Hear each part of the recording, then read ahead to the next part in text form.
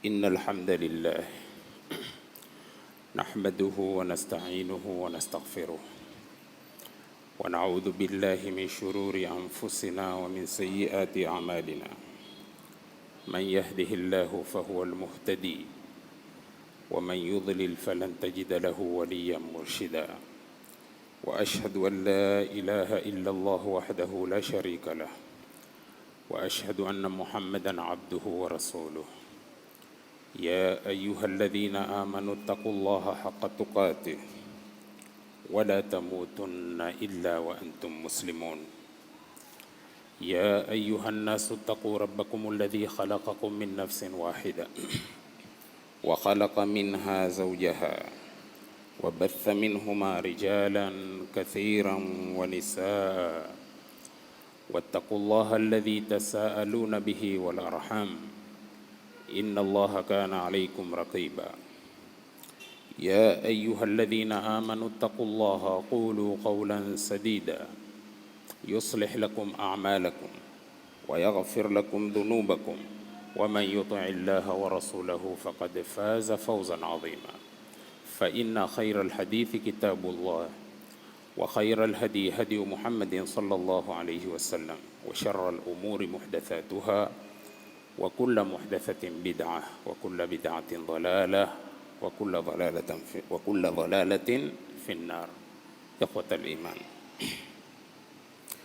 baada kumshukuru Mwenyezi Mungu Subhanahu wa Ta'ala apasaye kushukuriwa kwa yote na kumtakia rehma na amani Mtume Muhammad sallallahu alayhi wasallama afaye kuswaliwa kila wakati na kuswaliwa zaidi siku kama ya leo.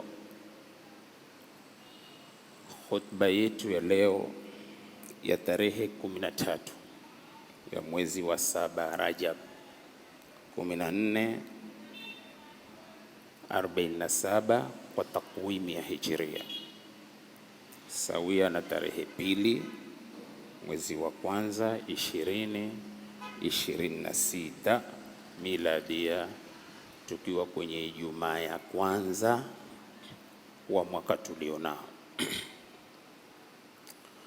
Nikiwatakia kheri kila aliyekuwa akifanya kheri kwenye mwaka mzima, kwamba Mungu antakabalia kheri yake, na wale ambao walikuwa ni mchango wa kuanzia 2024 mpaka 2025 ikaisha kwa salama miaka miwili hii, na wana nguvu zao wanazozitia kwenye msikiti huu kwa baadhi ya mambo nisiyostahiki kuyataja, na watakia kila la khairi na Mwenyezi Mungu awalipe kwa miaka hiyo miwili kwa yale waliofanyia msikiti huu na kwa huu mwaka tulionayo. Na wahimiza mtenda kheri huendelea, japokuwa kwa kitu kichache, yaweze ikawa ni pepo yenu. Na Mwenyezi Mungu Subhanahu wa Ta'ala namuomba atupe nguvu zaidi katika kuhatimisha siku chache tulizobakisha kwenye dunia hii, tuhatimishe kwa wema na hatima njema, ili tukichengeza kwa siku chache tulizobakisha kwa mujibu wa maandiko, yatachengea na yote yaliyopita.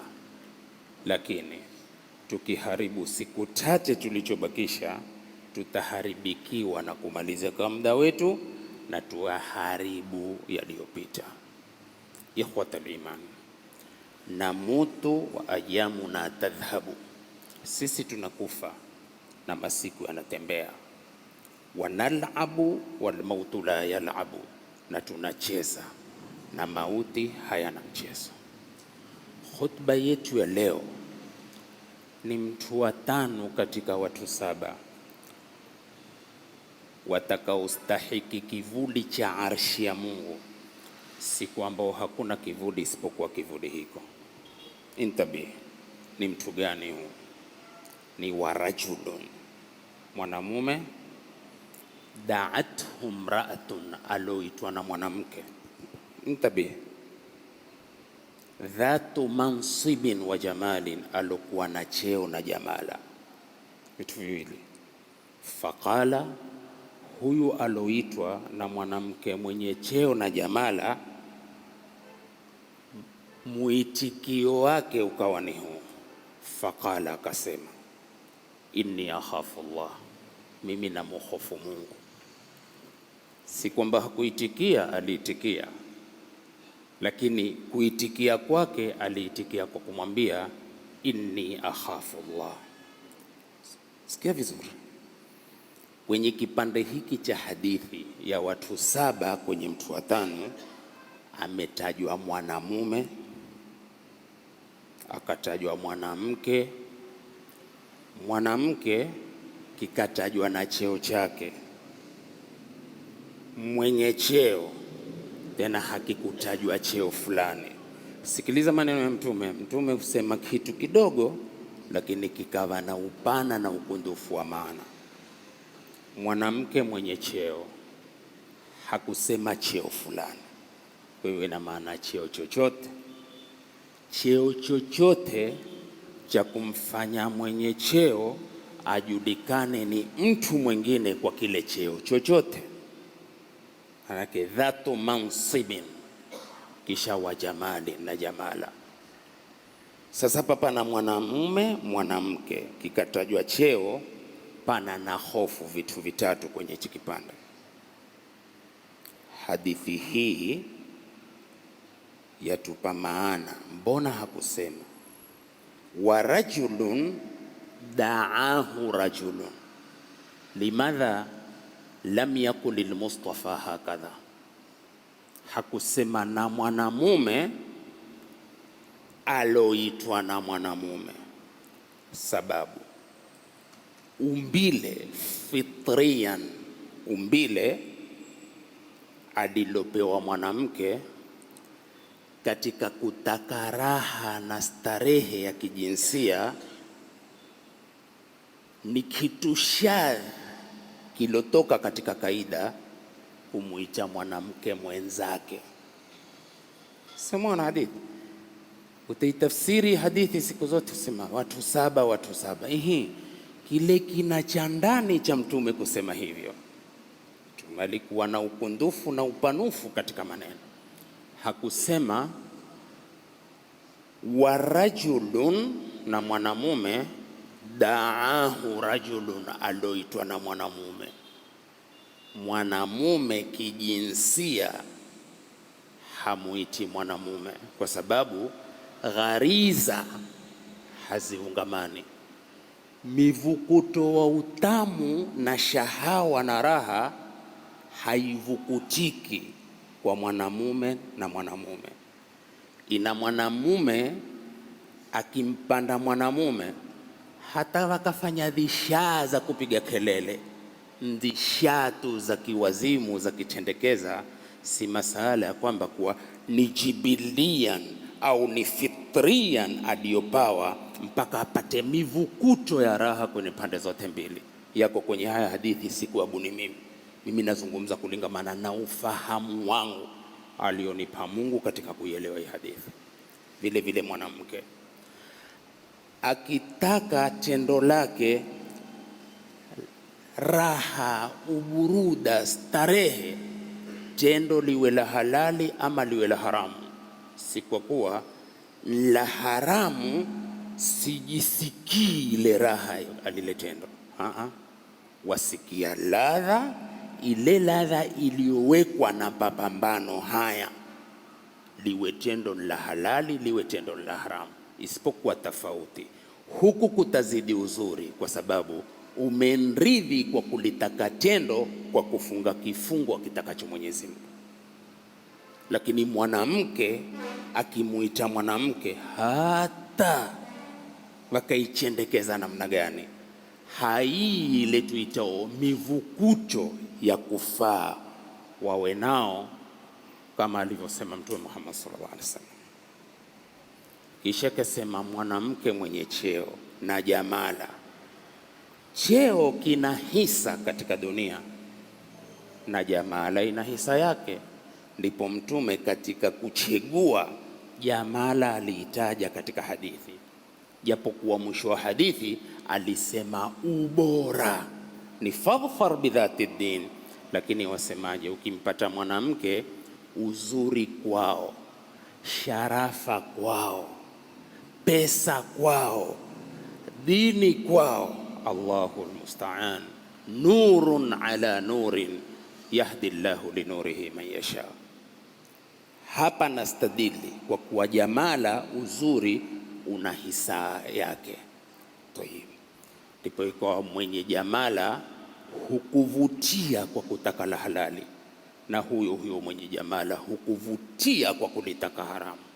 Chaguo kwako kwa miongozo ya ndia mbili, inna hadainahu sabila imma shakiran wa imma kafura.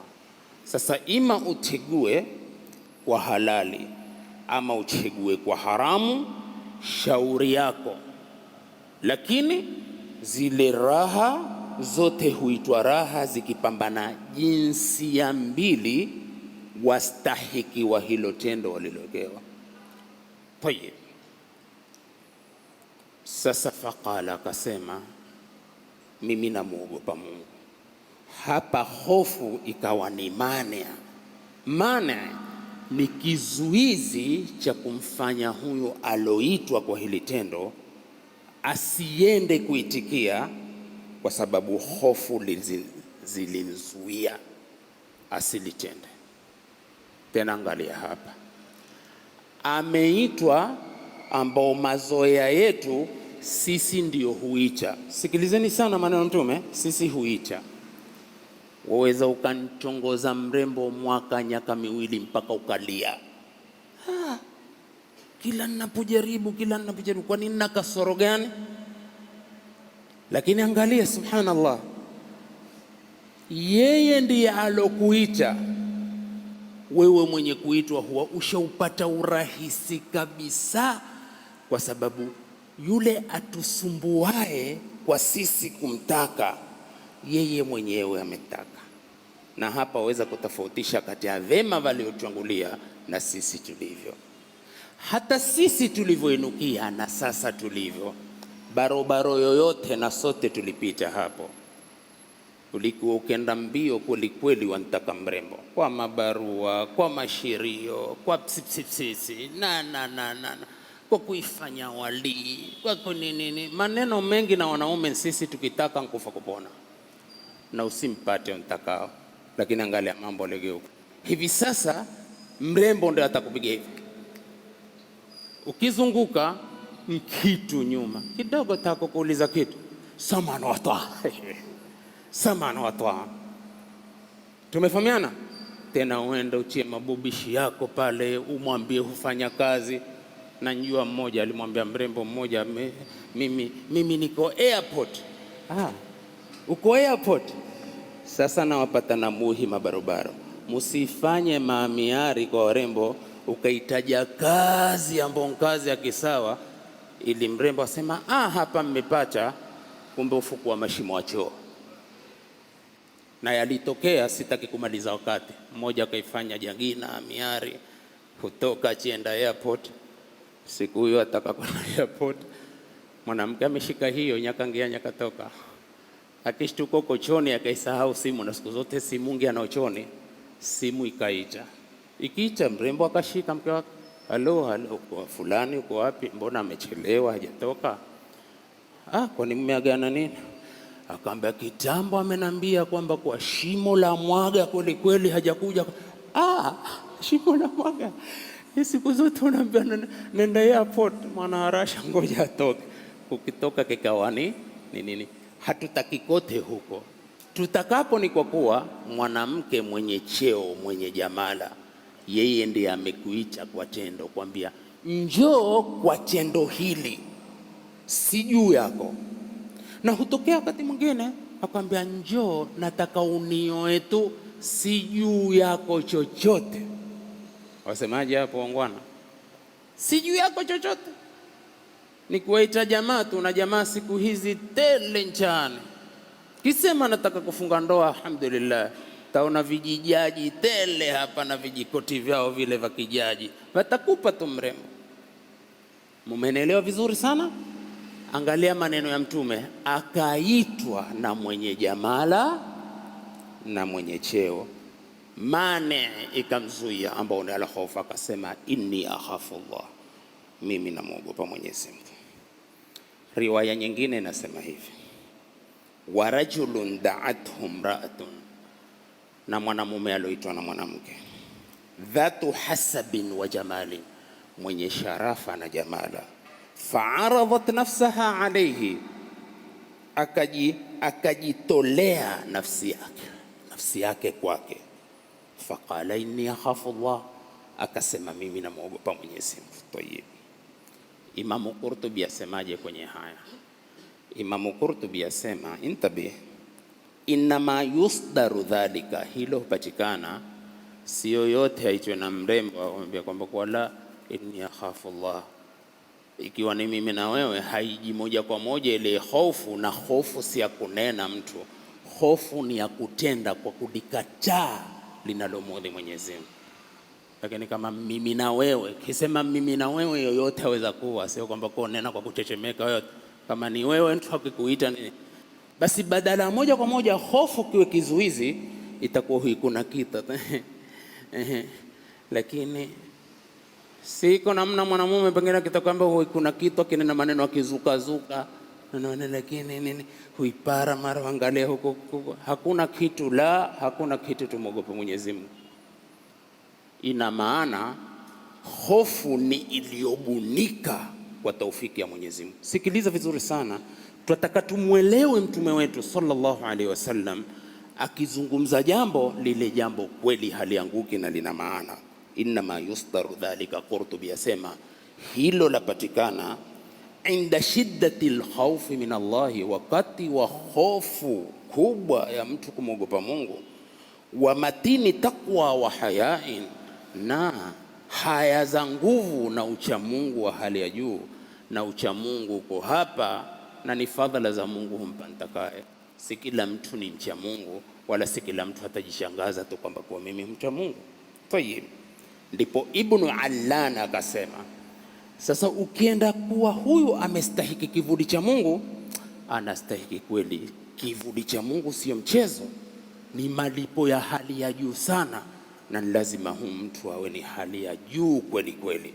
Msikilize Ibn Allan asema inna sabra anil mawsufati, subira kwa alosifiwa. Subira kwa alosifiwa. Alosifiwa nani? Ni ule da'athum ra'atun dhatu mansibin wa jamalin, aloitwa na mwanamke mwenye cheo na jamala. Subira kwa alosifiwa, bima dhukira, kwa yaliyotajwa kwenye hadithi, min akbaril maratibi, ni katika cheo cha juu sana, ni katika cheo cha juu sana. Limadha? Likathrati raghabati fi mithliha, kwa wingi wa raghaba wa mfano wake. Kuna watu wana raghaba wa kupata watu hao, wa usri tahsiliha, na uzito wa kumfikia mwanamke kama huo. La siyama hususan, wakad aghnat, hakika amejitosha, an mashaki tahassuli, na tabu ya kupatikana, ilaiha, kupatikana kuendewa huyo mwanamke, tena kupatikana bimurawadatin, kwa kuchongoza mwenyewe, wanahuihana mfano wake. Hukupata tabu kutaka kumfikia, ni yeye mwenyewe kajitokeza kwa kulitaka hilo. Intabi, ulama unawasema, wasemaji wanavyoni wetu, aljamalu ni'matun min Allah, jamala neema katika neema za Mungu. Mwanamke akipewa jamala, uzuri, ni neema katika neema za Mungu jalla wa ala.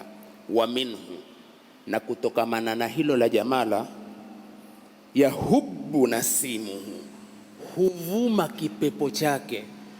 Nasim ni zile nasimu sabahi, hatuiti rihu sabah au asifatu sabah, Nasimu kile kipepo chembamba cha usubuhi, kikikupiga CIC ya aina yoyote, ndio huzidi kukutia usingizi mzuri mzuri, na kikiwa chombo kiko ubavuni kwako chenye jamala, ukifanya mchezo alfajiri huwa kwa heri. Sasa ulamauna ndio wanaosema aljamalu ni'matun min Allahi jalla wa ala, jamala neema. Leo uzuri Mungu akaita ni neema katika neema zake. Taarifun limadha? Lianna ar-rasul sallallahu alayhi wasallam asema hivi, inna Allaha jamilun nini yuhibbul, Mungu ni mzuri, apenda uzuri. Uzuri katika neema ya Mungu aipendao, na mrembo akiwa mzuri akumbuke kwa kuwa katika neema za Mungu. Pengine ilikuwa hata mimi nilikuwa sifahamu hiyo. Ala, urembo uzuri ni neema. Naam, ni neema, na neema yafaa kushukuriwa. Wa minhu yahubu nasimuhu, kutokamana na jamala huvuma kipepo chake ala amakil insani, kwenye kina cha mwanadamu. Mimi katika mazuri sana niliyoyasoma kupitia kwa mwanamke ni neno hili. Wamefikia wenye hekima mpaka kusema hivi, lau khuliqatil mar'atu ta'iran, lau mwanamke ameumbwa akiwa ndege, lakana tausan, angefaa kuwa tausi, kwa sababu tausi kirembo.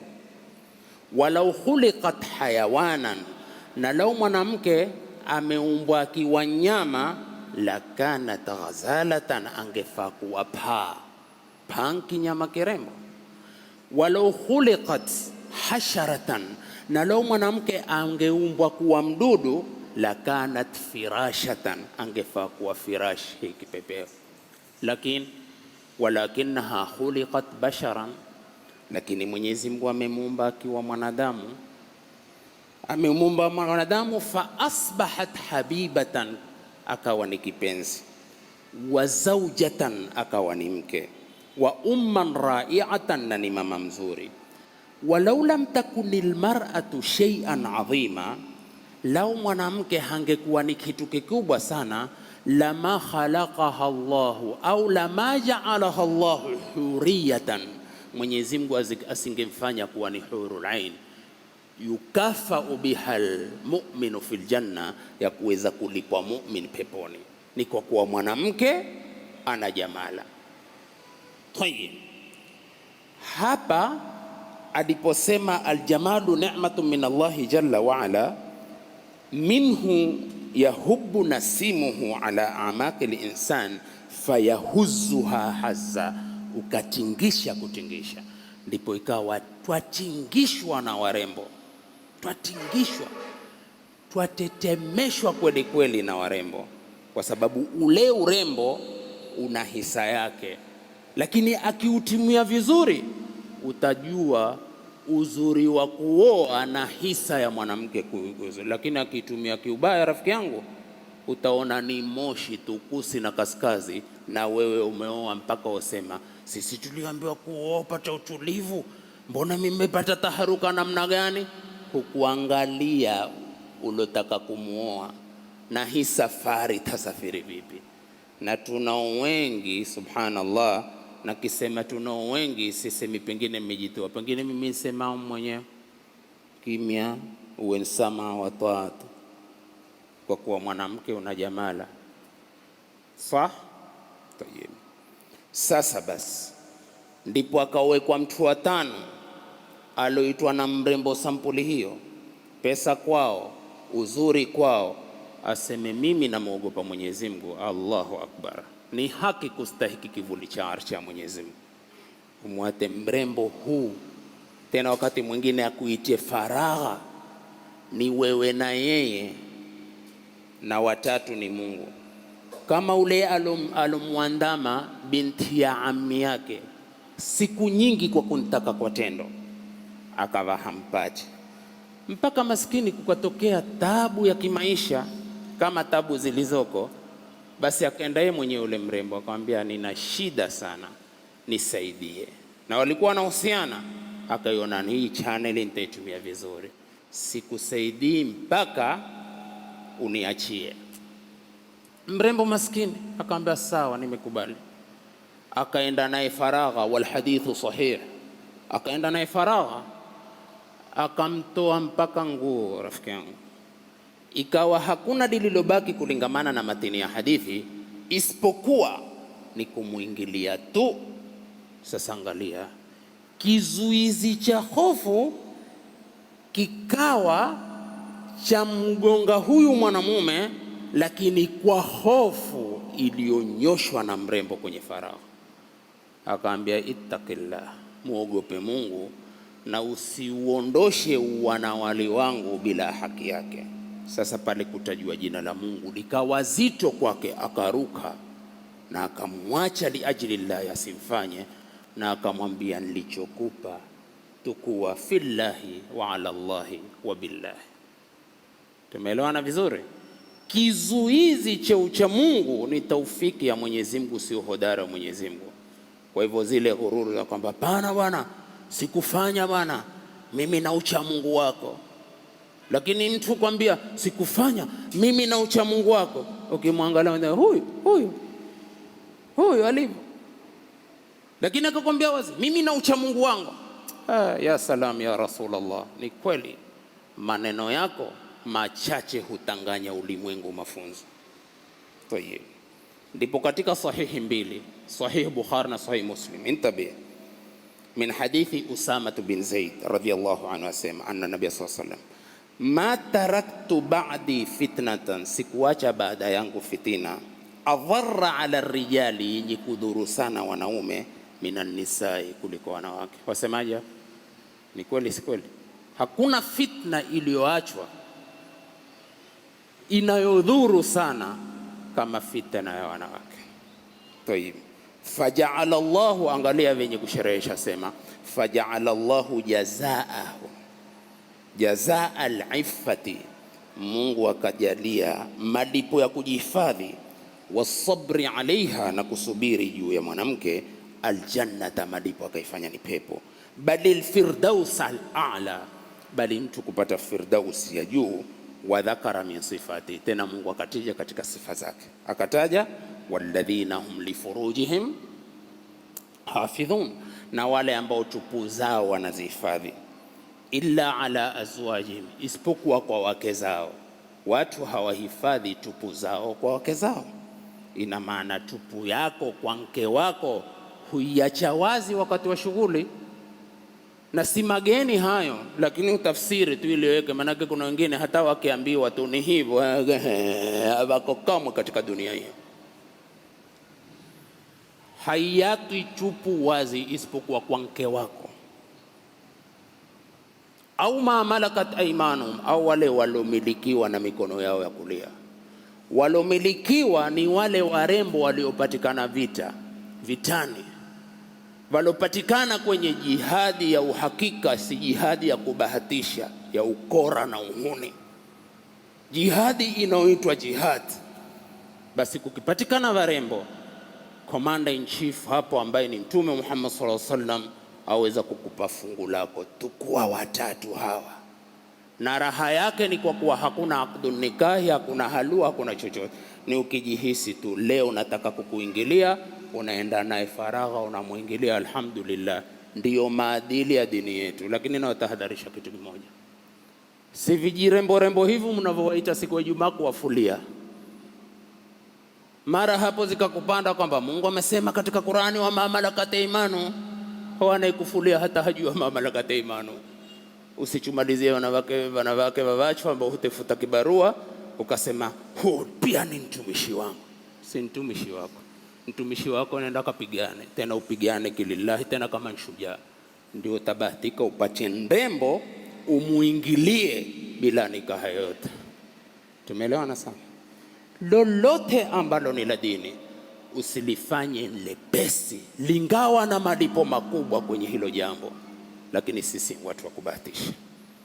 Angalia, huyu ni makubwa haya, amewekewa kupata kivuli cha arshi ya Mwenyezi Mungu. Hebu tumalize. Fa innahum ghayru malumin, mtu mke wake, wama malakat aymanuhum, hana lawama katika kufanya hivyo. Ayuha al-ikhwa, aslu kulli khairin fi dunya wal akhirah al khawfu min Allah. Msingi wa kila kheri duniani na akhera ni mtu kuwa na hofu na Allah. Suala, tuna hofu sisi leo na Allah? Kama tuna hofu na Allah hatungenyang'anyana. Kama tuna hofu na Allah hatungedhulumiana. Kama tuna hofu na hatungechefuana. Kama tuna hofu na Allah tusingetangaziana maovu, na uhakika wa mwenzako kufanya ovu huna. Hatuwezi kukwepa maandiko kwa sababu ya kutaka urafiki na mtu. Swala nalirudia, je, leo sisi tuna hofu na Allah ama twajifanya tuna hofu na Allah, wala hatuna hofu zozote za Allah? Tayeb, Ibrahim ibn Shiban asemaje? Namnukuu yule atakayefunikwa na kivuli ambaye ni mtu wa tano, asema hivi: idha sakana alkhawfu alqalba, hofu ikitulia kwenye moyo, hofu ikitulia kwenye moyo, ahraka mawadhi'a shahawati minhu, huchoma sehemu zote na vivutio na shahawa, wa tarada dunya anhu, na hofu huikimbiza dunia kupitia kwake. Sasa una hofu ya kihakika, zile sehemu zote za matamanio huchomeka kwa sababu ya hofu.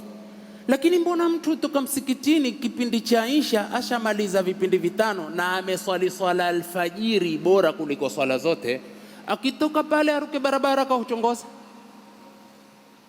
Ni kwa kuwa si hofu. Tuko pamoja jamani? Sishereheshi kwa ninalolijua mimi, tabia yangu ya kuwa hapa Tangala basi afadhalatan nene hivi, pengine watu watapana. Hutoka msikitini baada ya Isha ushakamilisha vipindi vitano, mara ukasimama na mrembo pale, sinke wako si lolote tena, ukawa wanchongoza, umekosa cha kumuhonga, ukasimama kwambia tukua njugu utakaza. Honga njugu, chukua tu njugu utakaza, tukua njugu utakaza. Na umemaliza vipindi vingapi? Umemaliza vipindi. Kwa hivyo hofu si kitu tu cha mtu kusema. Angalia hapa maneno, mtalitafsiri tena ibara. Sikiliza vizuri, mtanikumbuka kwa dua nitakapokwenda kaburini akipenda Mungu. Mimi najua kuna watu watanikumbuka, japo kwa kuna watu watapiga sondo na kupiga ndurenge, yote hao huwa. Lakini najua kuna watu walillahi watakumbuka, na nataka nikumbukwe na khairi. Ikiwa pahala nina ukweli sikufichi, nikufichie nini? Nani nikufichie ukweli? Nitafute bala kwa Mungu? Rudia ibara, pulika. Asemaje Ibrahim ibn Shiban? Idha sakana alkhawfu alqalba, hofu zikitulia kwenye moyo, ahraka mawadhi'a shahawati minhu, huchoma sehemu zote za shahwa, wa tarada dunya minhu, ikafukuza na dunia. Mbona tumeipiga kamama dunia kwelikweli? Ni kwa kuwa hofu hazijachoma uchafu ulioko ndani ya nyoyo zetu. Safi hapo jamani, tumalizeni.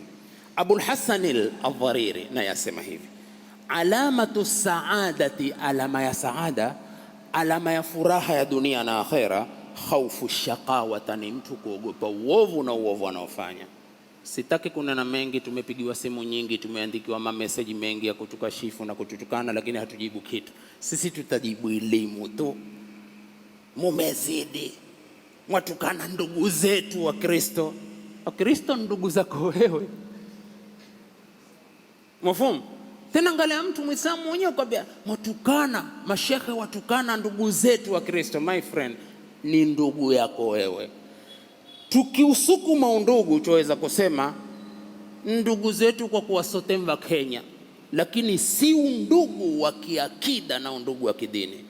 Na kama mwataka kujua ya kwamba hakuna hofu ya kuondosha uovu, ni juzi tu katika kuupokea mwaka.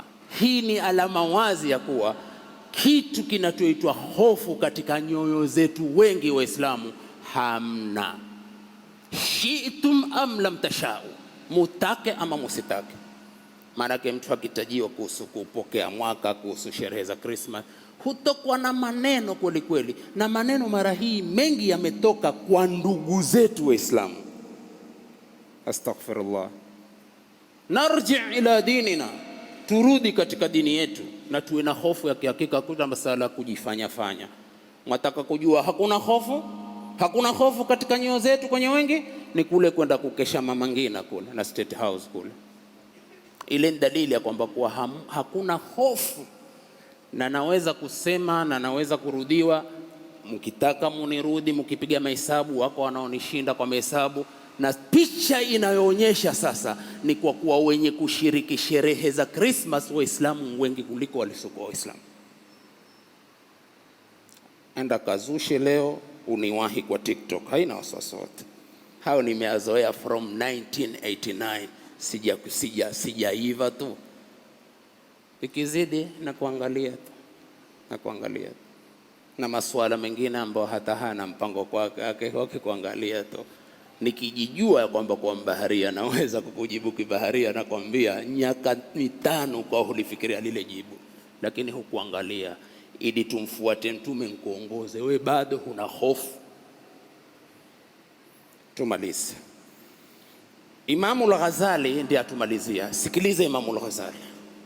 Tunayemtaka nani? Ni mwenye hofu ya kustahiki kivuli cha arshi kwenye mtu wa 5. Asema hivi na nukuu: al-khawfu khawfu huwa an-naru al-muhriqatu lishahawat, ni moto wa kuchoma shahawa. Fa inna fadilatahu, hakika fadhila zake hofu, biqadri ma yahriku min ash-shahawat, kwa kiasi inavyochoma kutokamana na shahawa. Mbona tuna shahawa namna hii sisi? Kwa kuwa hakuna kifaa cha hofu ya kuzichoma zile shahawa. Ya salam. Wa bikadri ma yakufu anil maasi, na kwa kiasi ya mtu kujizuia na maasi. Wa yahuthu ala taati, na kuhimiza utiifu. Wa kaifa la yakunu alkhawfu dha fadila, vipi hofu isiyo na fadhila? Wa bihi, na kwa hiyo hofu Imam Ghazali asema tuhsalu al-iffatu wal-wara'u wat-taqwa, hupatikana mtu kujihifadhi na ucha Mungu. Wa hiya al-a'malu salihatu al-mahmuda, na ni amali mzuri zenye kuhimidiwa.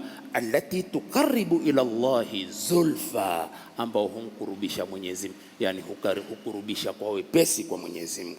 Mwisho al-Allama Ibn al-Qayyim atufungia khutba yetu kwa mtu wa 5 atakaostahiki kivuli cha Mwenyezi Mungu, siku ambao hakuna kivuli isipokuwa kivuli hiko. Sikiliza maneno. Mimi nasema hizi nukuu chache nilizozinukuu katika hotuba yetu ya leo yachuponda sote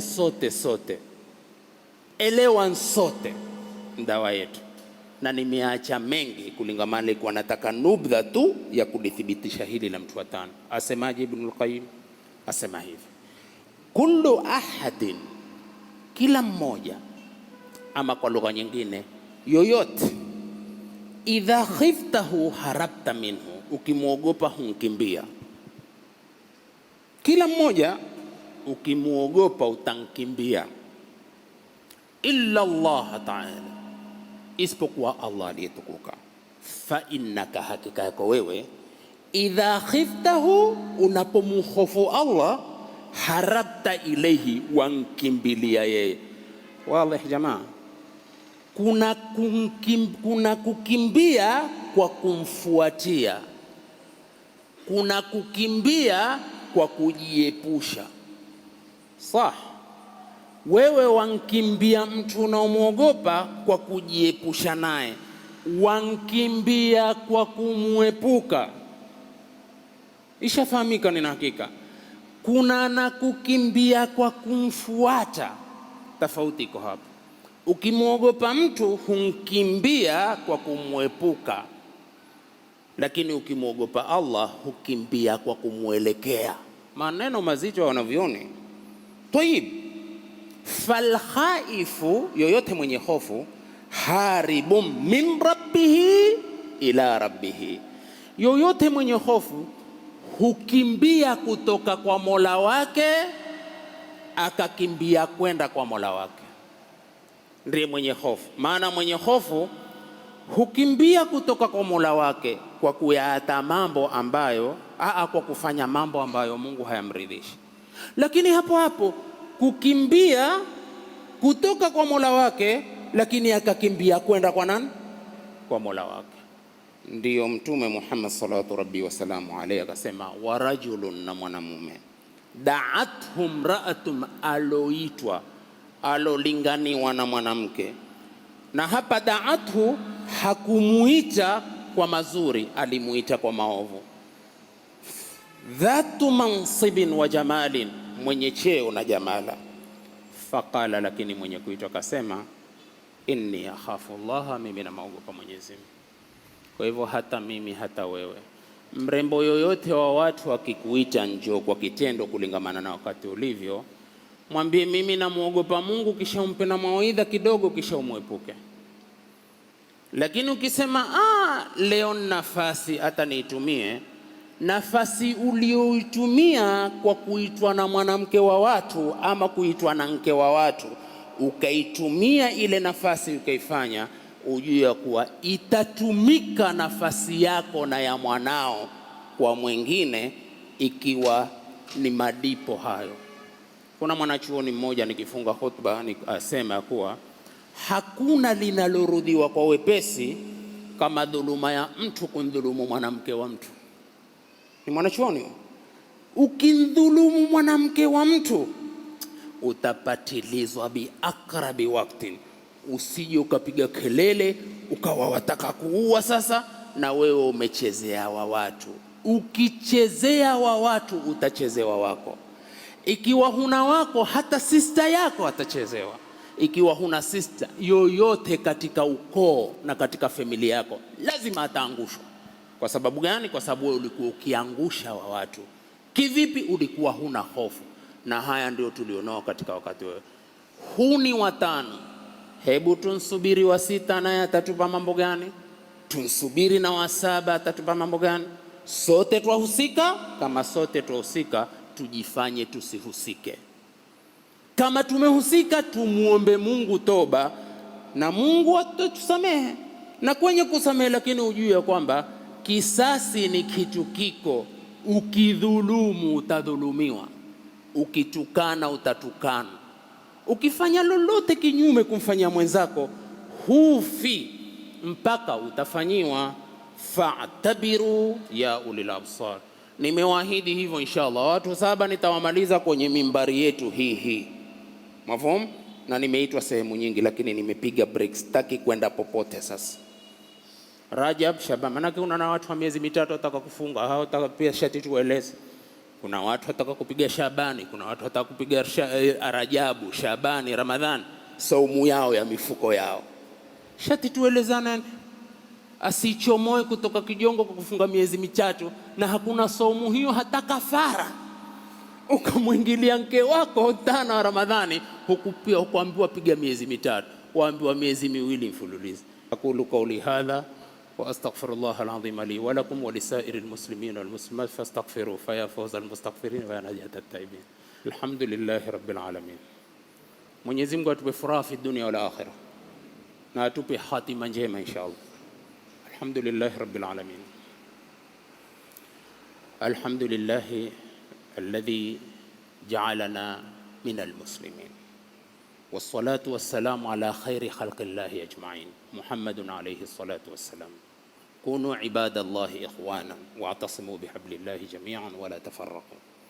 Wa'lamu anna Allaha yunadi ibadahu almu'minin fayaqul ya ayyuhalladhina amanu ittaqullaha haqqa tuqati wa la tamutunna illa wa antum muslimun. Wa yaqul ya ayyuhalladhina amanu ittaqullaha qulu qawlan sadida yuslih lakum a'malakum wa yaghfir lakum dhunubakum wa man yuti'illaha wa rasulahu faqad faza fawzan 'azima. Wa yaqulu mukhbiran wa amira inna Allaha wa malaikatahu yusalluna 'alan nabi ya ayyuhalladhina amanu sallu عليه وسلم تسليما. اللهم صل على محمد وعلى آل محمد كما صليت على إبراهيم وعلى آل إبراهيم وبارك على محمد وعلى آل محمد كما باركت على إبراهيم وعلى آل إبراهيم إنك حميد مجيد. ربنا تقبل منا إنك أنت السميع العليم وتب علينا إنك أنت التواب الرحيم. ربنا ظلمنا أنفسنا وإن لم تغفر لنا وترحمنا لنكونن من الخاسرين. ربنا اغفر لنا ولإخواننا الذين سبقونا بالإيمان ولا تجعل في قلوبنا غلا للذين آمنوا ربنا إنك رؤوف